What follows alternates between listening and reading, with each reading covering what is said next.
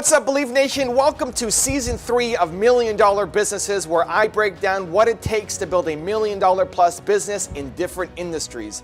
This season, we look at the life coaching industry, where I sit down with Tim Storey and we go over his 10 keys to success to building a lucrative life coaching business. Tim has traveled to 75 countries to counsel high-profile leaders, entrepreneurs, artists, and athletes.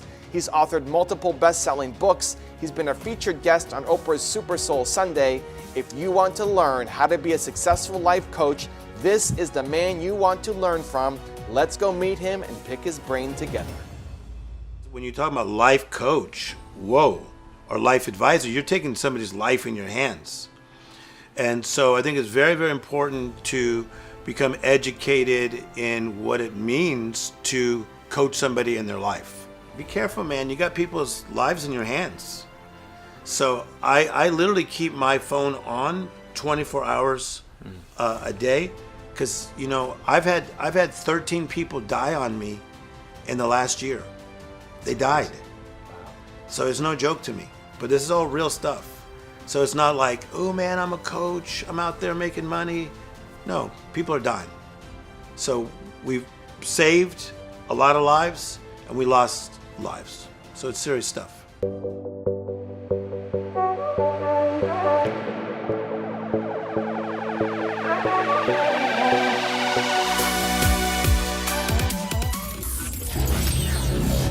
Mr. Tim Storey, thanks for having me in your home, man. Really appreciate it. Good to see you. I'm loving what you're wearing. This is it. This is fresh. But what's the logo all about? The logo, well, this is about you, but I'll quickly tell you the logo. The logo is a paper airplane. Yeah. To me, it represents entrepreneurship. So entrepreneurs, we take off. Ooh. Right? So we have a dream, we want to fly, we want to take like off. But it's a paper airplane because we don't have the money, the resources, the wings are hitting. We're not this jet plane taking off right away, but we want to be. I like it. Right? It's working. Yeah. So instead of doing a fist pump, what I do is we do this believe. It's the airplane taking off. Boom. There it is. I like it. See? I love it. So we're doing a 10-part series to talk about how to have a success in the life coaching business. Mm-hmm. Point number 1 for you was get educated. Yes. So what does that mean to you? Well, I think that, before you get out there and share your knowledge, you got to get knowledge. Right. and I think that I always say it this way: just because you can sing doesn't mean that you should be a professional singer. Okay. So just because you're smart doesn't mean you should be a life coach. Because when you're talking about life coach, or life advisor, you're taking somebody's life in your hands. And so I think it's very, very important to become educated in what it means to coach somebody in their life. So my background is I have a doctorate in world religion, but while I was studying that, I took probably 7 years of training in marriage and family, crisis counseling. So really I am a therapist. So that helped me to deal with people's lives, because as you know, you got your physical life, your spiritual life, your financial life, your job, then you have your social life. So depending on what somebody's going through, I feel like because of my education, I'm more equipped to handle whatever they're going through. So what do you think somebody who wants to be a life coach should do for their own education? How do I get educated as a life coach? Okay, so one thing is your story is your story. So I do believe that somebody can have an amazing story of coming from addiction and then getting better, and then they can coach people in that field. Or someone that was an athlete and they went from being an athlete and then they no more applause of the crowd, they could coach somebody having to do with that. But I think it's very important that you really, really have a true revelation of what you're talking about. So a revelation brings conviction. So you have to have a revelation on that subject. So my type of life coaching a lot is in the area of crisis. So I have my own story. Father dies at 10. That was difficult on my mother, raising 4 children. We have 5, but one had already been married. 4 children on her own. So that was my story, right? But then I wanted to get a revelation on crisis coaching on how to bring somebody through their dilemma. So you have your story, but then get educated in the area that you want to help people in. Do you still coach people beyond the crisis, or are you the crisis management guy? Well, I started as a crisis guy, and then now my last book was called Comeback and Beyond. But I'm super good at the crisis. And the thing that I realized, Evan, is that people are going through something always. And I say that you're going through recovery and discovery at all times.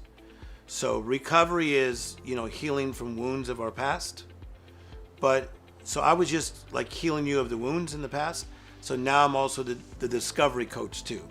So yes, I deal with crisis, but also deal with the beyond now. But that's something that I kind of grew into. Are there any good programs or courses, or like if I want to be a life coach, you can't just go to university and become a life coach? There's some phenomenal ones. Okay. I mean, I love John Maxwell. I think that John Maxwell's coaching system is one of the best. So there's probably about like 5 amazing coaching programs. I would have probably taken John's to add to mine if I needed it, but for me, I was fortunate because, as you know, I work with entertainers. So what happened is that if I was not educated in an area, there was a go-to psychologist that's very well known that taught at USC forever, and I would go to her for some answers, and then we created a curriculum.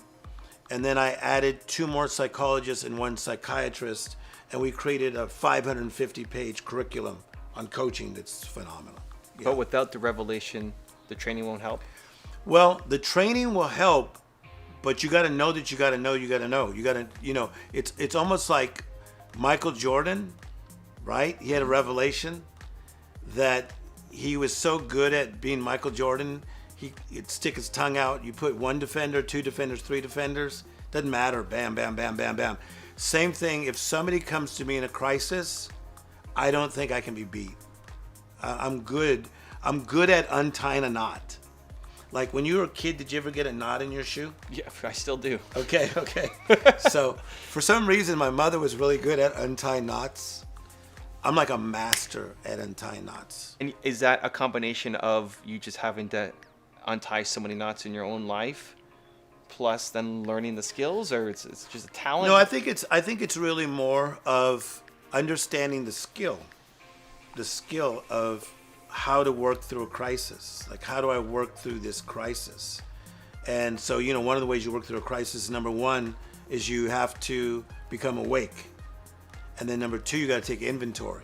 So I'm awake, now I take inventory. Oh crap, what did I do to myself? And then thirdly, you got to look for help. People stronger than yourself, okay? And then the 4th thing you got to do is you got to cooperate with your comeback. So just those principles alone, we've untied the knots of some of the greatest minds in the world. Do you then teach people how to use your system?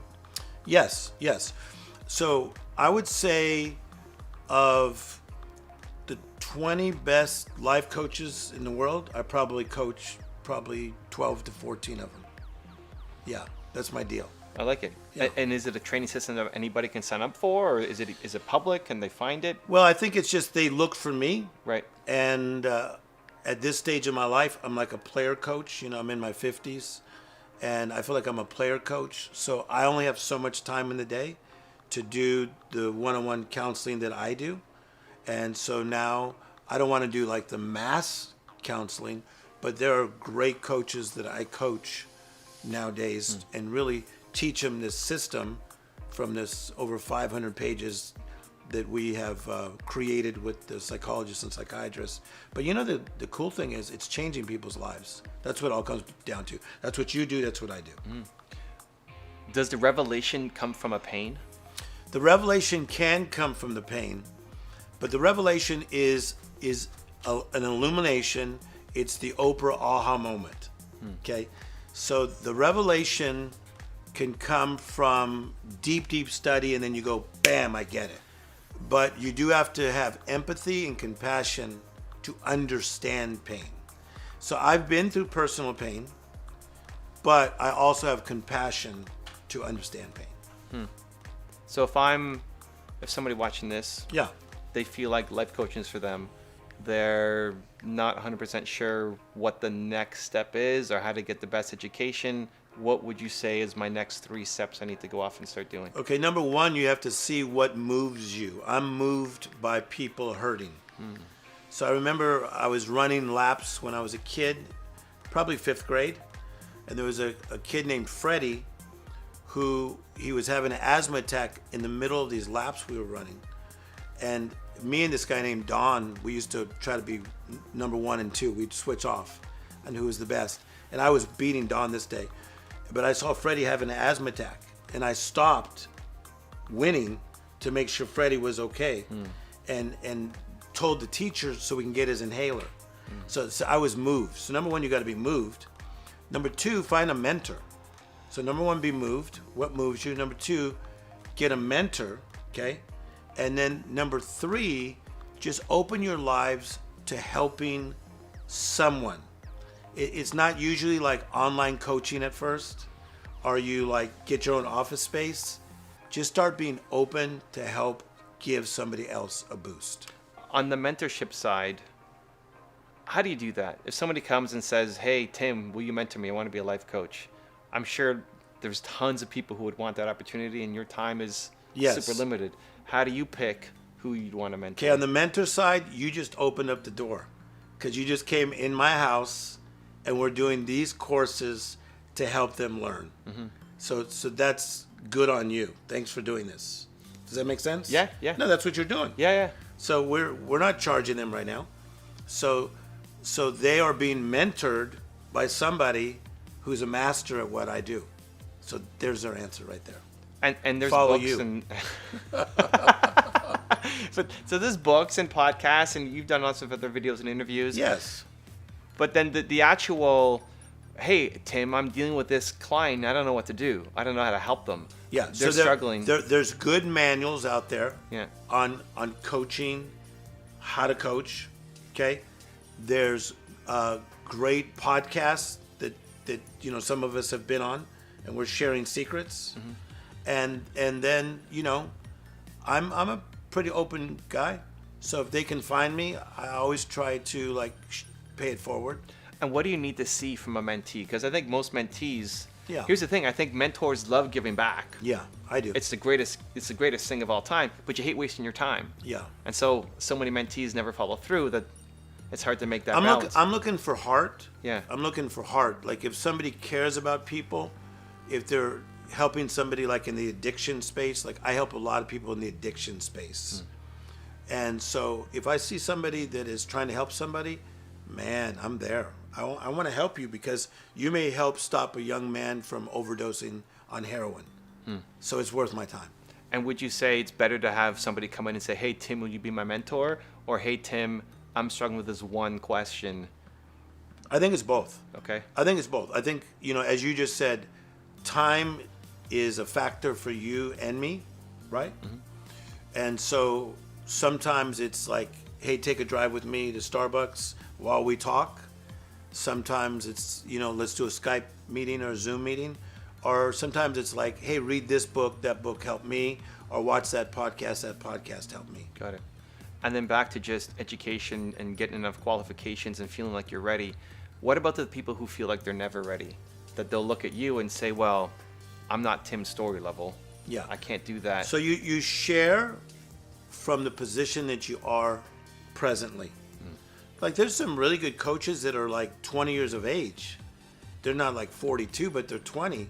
So share from where you are presently, but realize, be careful, man. You got people's lives in your hands.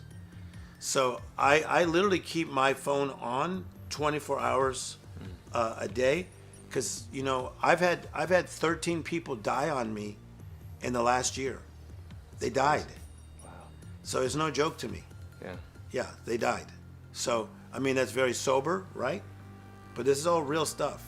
So it's not like, oh man, I'm a coach. I'm out there making money. No, people are dying. So we've saved a lot of lives and we lost lives. So it's serious stuff. How do you deal with the weight of that? Of this is actually life and death. The weight of somebody passing is heavy stuff. It really is. I mean, like, there's a group I work with called Melrose Recovery. And, you see a young guy or young woman come in, and they're just not themselves. And maybe they're there 2-3 weeks, and it looks like they're going to make it. They're like, Tim, I'm going to make it. Oh, my God, your stuff is working. And then, sometimes these people will leave, and you hear 4 months later that they OD'd in a hotel room. It's really, really, really tough stuff. It's tough stuff. But to me, it makes me want to get better, better at understanding, better at giving answers. Right. Do you feel the burden of that? Like, I totally do. How do you not feel, I'm their life coach, they died, it's my fault? How do you get over that? Well, I don't think that there is a way to, like, dust it off like it was a bad game. Right. Like if you're an athlete. I'm feeling the weight just No, sitting man, here. I carry it. Yeah. I carry it. I just went to a funeral today, So this is all real to me. But I think that's why, even if I'm dealing with a famous actor, that they may not be in a crisis like they're going to die. But I do believe that the pain that I carry from other people makes me good at all levels. Man, it's so important. You got to carry the pain. I like it. Since this video is about getting educated, what last tip would you have for people who want to be a life coach that you feel they're missing in their education path? I think look for mentors, as you brought up earlier, of people that are good coaches. I think Brene Brown is phenomenal. She, as a writer of daring bravely and getting through some of the pain of your past. My good friend, she's my friend too. Also, Iyanla Van Zandt, and what she's done about getting through pain. My stuff, my book, Utmost Living, Don't Get Stuck in an Almost Life. My book, Come Back and Beyond. I think it's, I think that's a group of people that actually really care. So you're gonna feel that from our writings and also from what we say in interviews. If you want another awesome video in our Black Excellence series, check out the video right there next to me. I think you'll enjoy it. Continue to believe, and I'll see you there.